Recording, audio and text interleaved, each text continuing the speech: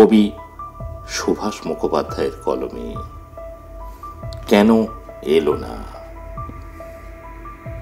সারাটা দিন ছেলেটা নেচে নেচে বেরিয়েছে।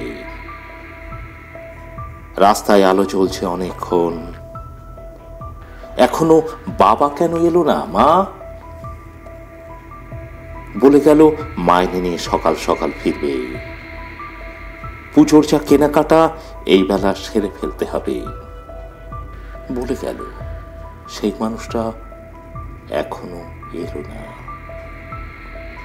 কড়ার গায়ে খুন্তিটা আজ একটু বেশি রকম নড়ছে। ফ্যান গালতে গিয়ে পাটা পুড়ে গেল।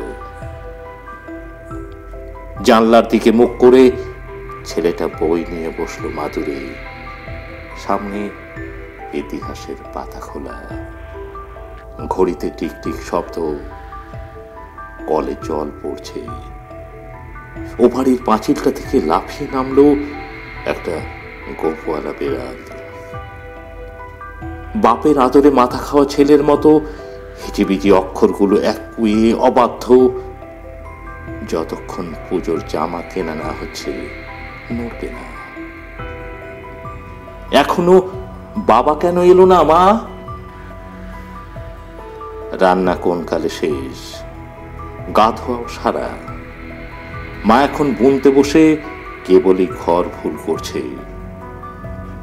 খুট করে একটা শব্দ ছিটকানি খোলার। কে?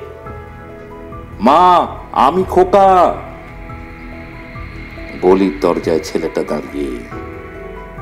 এখন রেডিওয় খবর বলছে মানুষটা এখনো কেন এলো না। একটু এগিয়ে দেখবে বলে ছেলেটা রাস্তায় পা দিল। মোড়ে ভিড়, একটা কালো গাড়ি আর খুব বাজি ফুটছে। কিসের পুজো আজ? ছেলেটা দেখে আসতে গেল।